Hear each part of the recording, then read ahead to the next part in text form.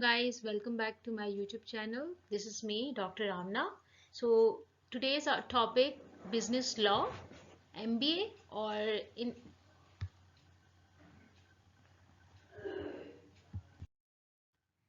this lecture the topic we are going to cover is contract, offer and acceptance in terms of law. Agreement is an offer which accepted. If the offer is accepted, is called agreement. So you can define it easily by using these two words. Contract, an agreement that is enforceable at law is called a contract. Yani something is enforceable in law. The features of contract, there must be a valid offer, a valid acceptance, lawful consideration. There must be a free consent from both parties. No threat, no fraud, no mispresentation and no mistake. Avoidable contract, competency of party, object of content must be legal. Contract, valid contract, void contract, voidable contract. The contract where consent is not free due to fraud, threat or mistake is called a voidable contract. Kinds of contract, there are 7 kinds of contract. Legal contract, which is enforceable at law. Illegal contract, which are against law.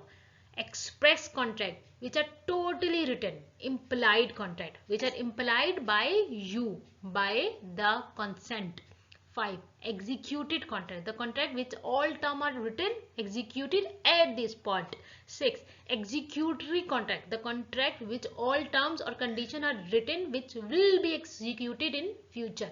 Quasi contract, contract implied in law or constructive contract, another name for a contract implied in law which act as a remedy for a dispute between two parties that don't have a contract. This is called a quasi contract. Offer, when a person shows his intention or focus to another person to accept his need, proposed by one person to another whereby he expresses his intention or willingness to create a contractual obligation. Vs invitation to treat or invitation or offer. There are minor difference between two words, offer and invitation to offer. To invite someone for an offer, like a company inviting investor or expo center, you can take example of expo center. It's not a legal contract between them, a legal offer. Start with our case study. In case study, we will try to do in English and Urdu in both language. The case is Pharmaceutical Society of Great Britain vs Boots Cash Chemist Southern Ltd 1953. Case ये है कि the PS argued that the display of the drugs on the shelf was an offer by the Boots and the customer accepted the offer by selecting the item and placing in their basket. As such, the sale did not take place under the supervision of the registered pharmacist in the shop. Was the display of the drug by Boots an offer to customer or an invitation to read? तो case basically ये है कि एक हमारे पास जो है वो pharmaceutical society है, यानी एक फार्मेसी हमारे पास मौजूद है और एक है बूट कैश केमिस्ट हमारे पास जो है वो मौजूद है. तो होता ये है कि कस्टमर आता है और वो एक मेडिसिन जो है वो उठा लेता है और उसके ऊपर प्राइस टैग मौजूद होता है और वो जाकर डिस्प्ले में जाता है और वो उसको पे करने की कोशिश करता है. क्योंकि ये एक मेडिसिन है, ये मेडिसिन के अलावा भी, तो वो जब वो पे करता है तो जो फार्मासिस्ट होता है, क्योंकि एक वो नारकोटिक ड्रग होती है, ये एक एक्ट होते हैं फार्मासिस्ट के, तो उसके अकॉर्डिंग आप नारकोटिक ड्रग जो है वो विदाउट प्रिस्क्रिप्शन नहीं सेल कर सकते. तो वो फार्मासिस्ट जो है वो मना कर देता है. देन जो कस्टमर है वो उसके ऊपर केस करता है कि यहाँ क्लेम करता है कि फार्मासिस्ट है उसने जो है, या दुकानदार या शॉपकीपर है जो भी है, कि उसने जो है वो इस चीज़ को देने से मना कर दिया है, ऑल्दो कि ये चीज़ उसने जो है वो ऑफ़र के लिए रखी है और इस चीज़ के ऊपर प्राइस मौजूद है और वो प्राइस मैं दे रहा हूँ. कोर्ट इसके केस का डिसीजन जो है वो इस तरीके से करती है कि अगर कोई भी शॉपकीपर है या कोई भी सेल्समैन है, वो अपनी चीज़ को सेल्स करना चाहता है, उसके लिए अगर वो अपनी चीज़ शोरूम में या शॉप्स पे या कहीं डिस्प्ले में लगाता है तो इसका हरगिज़ मतलब नहीं है कि वो ऑफ़र कर रहा है। इसको हम काउंट करेंगे ऑफ़र टू ट्रेड, यानी इन्वेस्टमेंट टू ट्रेड या इन्वेस्टमेंट टू ऑफ़र में काउंट होगा। और अगर दुकानदार या जो भी सेलर है अगर वो मना करना चाहे अपने माल देने से उस कीमत पर भी तो वो उसका राइट रखता है, तो ये उसका राइट है। तो ये हमारे पास जो है वो केस है। Thank you. Decision in this case of an ordinary shop, although goods are displayed and it is intended the customer should go and choose that way, one, the contract is not completed until the customer has indicated that article which he need, the shopkeeper or someone on his behalf accept that offer. The case demonstrates the difference between an offer and invitation to trade. Invitation to trade or invitation to offer. An invitation to trade is not an offer that can be accepted. It is an offer to consider offers or an initiated approach to others, inviting them to make an offer that may or may not be accepted, then the contract is completed. Types of offer: counter offer, express offer, as we have already studied, is a written type of offer. Implied offer, specific offer, a specific person. General offer in general public, like an ad or advertisement about anything. We will study about it. Cross offer. Another case, Carol vs. Carbolic Smoke Ball Co-Explained Case Study. Case Carbolic Smoke Ball Co-Def promises in an ad to pay £100 to pay person who contract flu after using a smoke ball. ठीक है, इसको उर्दू में कर लेते हैं। पहले उर्दू में explain कर देती हूँ कि कैरगिल एक लड़की है और कार्बोलिक स्मोक बॉल एक कंपनी है। तो उस एरा में जब ये केस हुआ एक फ्लू पेंडेमिक चल रहा था, तो उस लड़की को फ्लू हो गया था और कार्बोलिक स्मोक बॉल कंपनी ने एक ऐड जारी किया कि जो भी उसकी कंपनी के क्या कहते हैं स्मोक बॉल यूटिलाइज़ करेगा उसको फ्लू नहीं होगा। तो कारिल ने जो है वो उसको यूटिलाइज़ किया बट उसको फ्लू हुआ। अब वो जाहिर बात है उसने कंपनी के ऊपर जो है वो क्या कहते हैं चार्ज किया कि कंपनी जो है उसे 100 पॉन्ड्स जो भी उनकी थी वैल्यू जो भी था वो मुझे पे करें। अब कंपनी ने यहाँ पर कहा कि हम आपको कैसे पे करें जब आपने हमें इन्फॉर्म ही नहीं किया। तो फिर यहाँ पर केस जब कोर्ट में गया है तो कोर्ट ने कह दिया कि जो भी जनरल डिसीजंस होते हैं या आप कोई भी ऑर्डर है वो जनरल कहोगे, लाइक कोर्ट वगैरह में आप कहोगे तो वो ऑर्डर जो है वो आपको मतलब आप न्यूज़ में दे रहे हो तो एक जनरल ऑर्डर है। जनरल ऑर्डर का मतलब यही है सिंपली कि वो ऑर्डर जो है वो आपको मानना पड़ेगा और इसी तरीके आपको जो है वो इसको 100 पॉइंट जो है वो देने पड़ेंगे। उसकी एक्सेप्टेंस ज़रूरी नहीं है कि वो आपको बताए। Case Carbolic Smoke Ball Co. promises in an act to pay 100 pounds to any person who contract flu after using a smoke ball. Carol plaintiff uses the ball but contract flu and relieves on ad. Defendant argument in company. I mean, there was no binding contract. Mr. Carroll and did not notify Carbolic for the acceptance of the offer. Decision. It is general order to in general order, no contract required.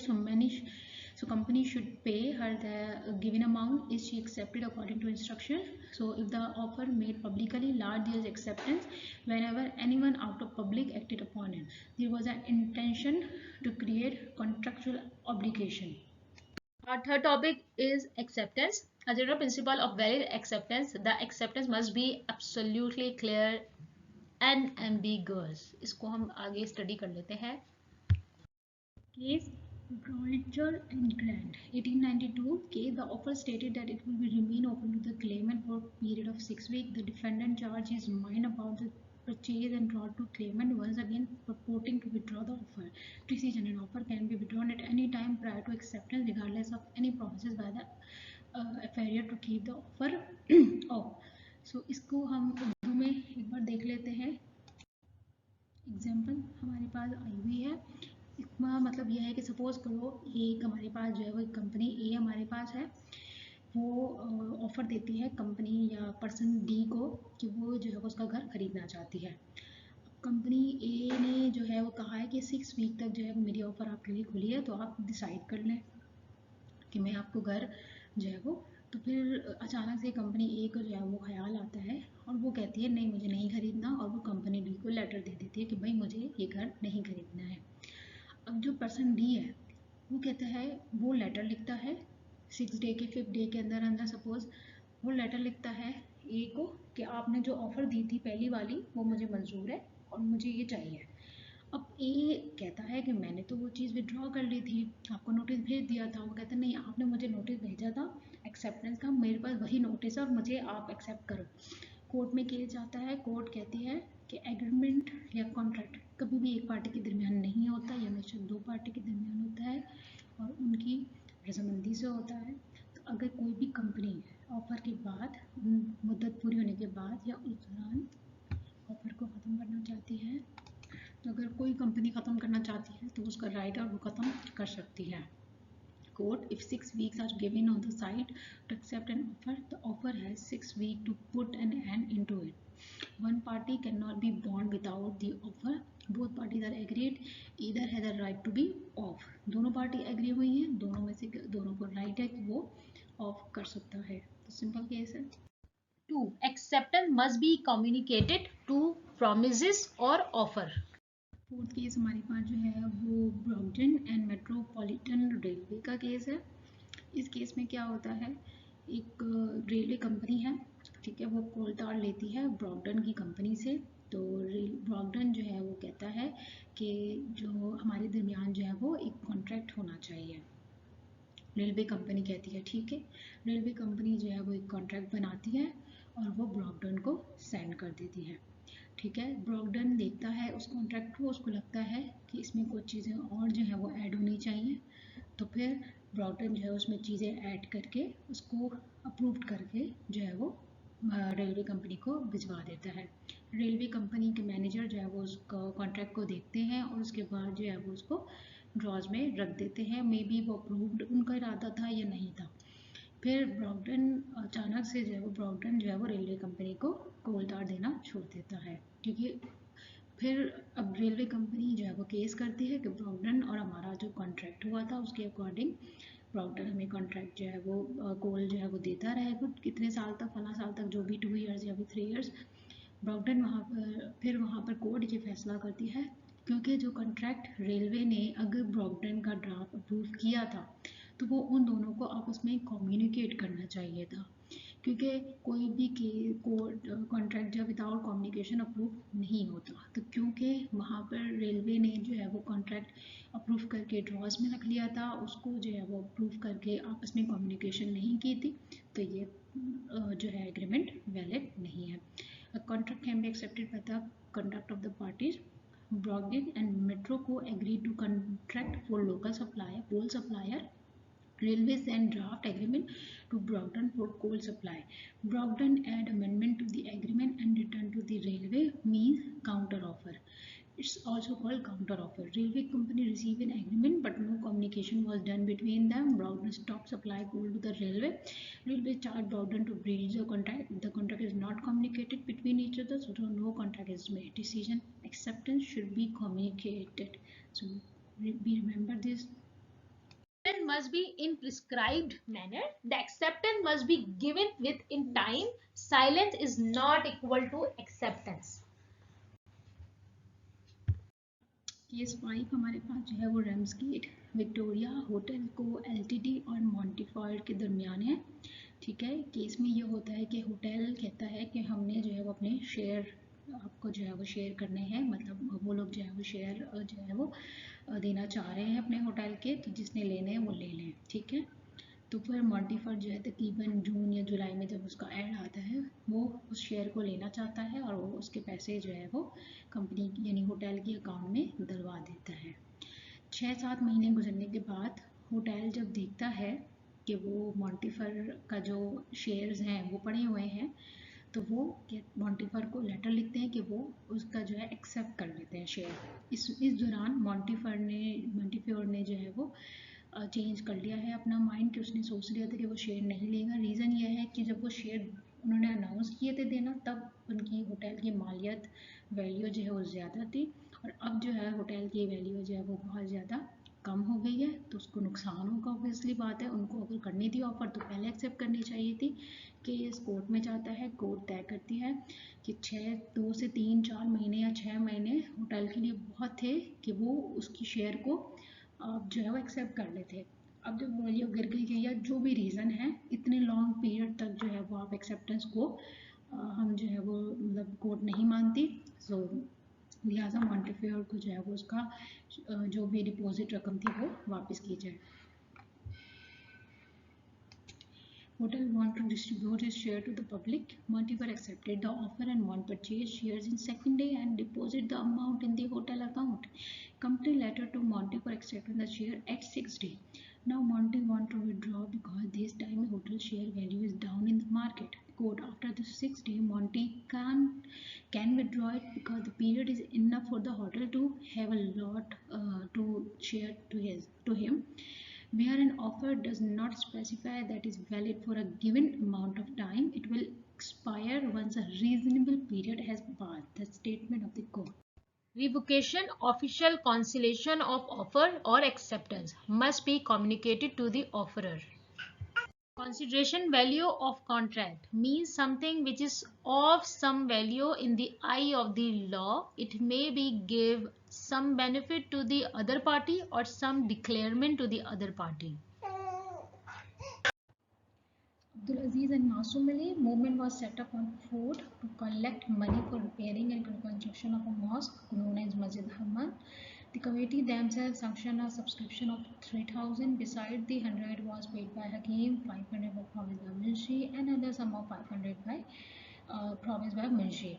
Munshi Abdul was appointed as treasurer. The bank returned 500 check with a notice of irregularity in the endorsement, and Munshi Abdul died. The lower appellate court made the higher liable to pay 1,000. Decision. The court held that Munshi Abdul could not be sued or any suit can be laid against his heirs after his death, as there is a lack of evidence to prove consideration for his promised subscription, and he had presented the check for payment. The mistake in the endorsement was a natural one. The court, this judgment made it clear that the mere promise to contribute to a charitable purpose is not enforceable as it is without consideration. Okay, हमारे पास एक और case आता है consideration must be move at desire और promise. इसका case हम देख लेते हैं। Chinnaya versus Ramayya case 1882। Old lady अब before her death granted certain piece of property to her daughter. एक ओल्ड लेडी हमारे पास है, वो अपनी प्रॉपर्टी जो है वो अपनी ग्रैंड डॉटर को देती है जिसका नाम रमैया है। On the same day an agreement was enter into a between R and C, यानी और वो ये कहते हैं कि आप जो है वो इसमें प्रॉपर्टी से कुछ पार्ट जो है वो आप अपने मामू को दोगे, यानी उसका नाम चिनैया है। ठीक है, whether R agree to pay the sum amount to Chinnaya and the sum directly by her mother. The agreement was executed in written by R in favour of Chinnaya. Then Ramayya जो है वो एग्री हो जाती है कि वो चिनैया को जो है वो अमाउंट ऑफ प्रॉपर्टी या जो भी पार्ट है वो उसमें से अमाउंट देती रहेगी। The defendant bound to fulfill the promise in contract with the plaintiff, whether the consideration for such promise has been furnished by the defendant's mother, sister, plaintiff. तो अब बात ये होती है कि after the some time periods goes, जो रमैया की mother है उनकी डेथ हो जाती है और रमैया जो है वो इनकार कर देती है अपने मामा को पैसे देने से। तो वो सोचती है कि भाई आपने तो मेरे लिए कुछ किया नहीं है, तो मैं आपको क्यों जो है वो प्लेंटिफ जो है जो भी है देती रहूँ। चिनैया जो है वो केस कर देता है रमैया के ऊपर। कोर्ट ये फैसला देती है कि रमैया जो है वो चिनैया को पैसे देती रहेगी, क्योंकि जो भी कंसिडरेशन हुई है, चाहे वो कंसिडरेशन जो है वो किसी स्ट्रेंजर ने की हो या आपने खुद की है, क्योंकि जो आपकी मदर है वो चिनैया की भी सिस्टर है, तो वो कंसिडरेशन जो है वो लागू रहेगी, क्योंकि वो किसी ने भी की हो, आपने कंसिडरेशन को कबूल किया था। The agreement of annuity between CNR was enforceable even though the consideration had moved from a third party. भले वो आपकी मदर की तरफ से आई थी लेकिन आप उस पर अग्री हुए थे। The case of Chinaya Ramaiya emphasized the rule of consideration under the court law, contract law. According to it, does not matter who furnishes the consideration. The consideration shall be valid whether it is moved by promisee himself or any other person if it is in contract. हमारे पास मौजूद है consideration must be moved at desire of promise, लैम्पिक और बार्थवेट। ठीक है, दो हमारे पास ठीक है डिपेंडेंट हमारे पास जो है वो बार्थवेट है। उर्दू में समझ लेते हैं होता क्या है कि बार्थवेट ने जो है एक बंदे को मार दिया है। बार्थवेट जो है वो लैम्पिक से कहता है कि तुम जो है वो किंग को राज़ी कर लो कि मुझे माफ़ कर दे, तो मुझसे कत्ल हो गया है। लैम्पिक कहता है मैं ज़रूर कर लूँगा। उसके बाद वो सवारी करता है और पता नहीं कहाँ कहाँ जाता है, और उसके बाद जो है वो क्या करता है, कर करके अपना खर्चा करता है, उसके अपने पैसों से सवारी करता है और बादशाह से हासिल कर लेता है। फिर जो है वो बार्थविक के बाद जाता है। बार्थविक कहता है कि आपने मेरे लिए जो है उतना सारा जो है वो सफ़र किया है, मैं इसके बदले में आपको इनाम ज़रूर दूंगा। उसकी ये लाइन होती है, the defendant Brathwait killed the man he asked the plaintiff Lampleigh to secure him a pardon from the king. The plaintiff spend many days during doing this, riding, journeying at his own cost the country to where the king was back again. After the defendant promises to pay the plaintiff 100 in gratitude, he later failed to pay the money and plaintiff sued. तो क्या है, the defendant argued that the plaintiff had acted before any promise to pay was given by the defendant. पार्थवेट कहता है कि मैंने अभी promise नहीं किया था, उसने पहले मेरा काम किया है, प्रॉमिस तो मैंने बाद में किया था। The consideration for promise given in the future, the court consider whether the past consideration was sufficient to create a valid contract. तो कोर्ट ने फिर उससे पूछा कि पार्थवेट, अगर आप की जो पास्ट कंसिड्रेशन है, अगर आप ये कंसिड्रेशन नहीं करते तो क्या आपके लिए लैम्बर्ट जो है वो काम करता? उसने कहा उसकी बात है वो नहीं करता, उसकी बात है एज अ फ्रेंड उसने काम किया है और आपने उसके नतीजे में ही उसको वो देना था काम करने के बाद। The court found in favour in the plaintiff, और फैसला जो है वो लैम्बर्ट के फेस में होता है कि उसको आप पे करेंगे। The promise was Indeed given after the plaintiff had acted, however the plaintiff had acted upon a request made by the defendant. The court considered the original request by the defendant contained an implied promise to pay the plaintiff for his effort. तो आपके पास उसने कहा था, consequently the court held that if A does something for B at their request and afterward B promise, यानी वो agree हो गया था रिक्वेस्ट के ऊपर, लेकिन उसने फिर उसके अंदर एक ये पार्ट बना दिया, तो उसने उसकी जो एफर्ट थी वो और इंक्रीज हो गई थी कि यार उसने मुझे पे करना है तो मुझे और अच्छे तरीके से काम करना है। The latter promise was considered part of the same single transaction and was therefore enforceable, तो अब उसको पे करना पड़ेगा। Third consideration may be an act, an abstinence or a written promise. What does it mean? Devi Radha Rani vs Ramdas 1941. Ramdas write Iqrarnama for her wife Rani to pay her monthly 15 rupees.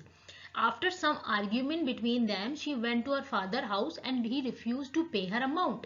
She went to court for her amount. The court decided the Iqrarnama was an agreement initially without her consideration.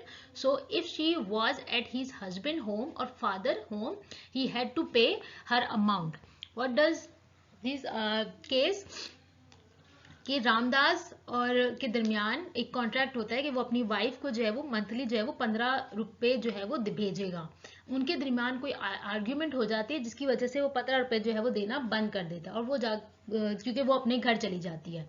तो Ramdas court में जब वो wife court में करती है husband के खिलाफ, तो कोर्ट में यही फैसला होता है कि जो हस्बैंड है क्योंकि उसने इकरारनामा साइन कर दिया था, इकरारनामा साइन करने के दौरान हस्बैंड ने ये बात नहीं लिखी थी कि वाइफ जो है वो ज़रूर मौजूद होगी, तो वाइफ मौजूद हो या ना हो आपको वो 15 रुपये देने पड़ेंगे, क्योंकि उस दौरान कोई कंसिडरेशन नहीं थी। क्योंकि हस्बैंड ये क्लेम कर रहा था कि जब वाइफ मेरे पास है ही नहीं तो मैं क्यों वैसे पैसे दूंगा, तो मेरी शादी हुई थी तो मैं पैसे दूंगा। तो उस दौरान तो ऐसी कोई बात नहीं हुई थी कि भाई मेरी शादी होगी और मेरे साथ रहेगी तो मैं पैसे दूंगा, तो वो कहीं भी रहेगी तो आपको पैसे देने पड़ेंगे।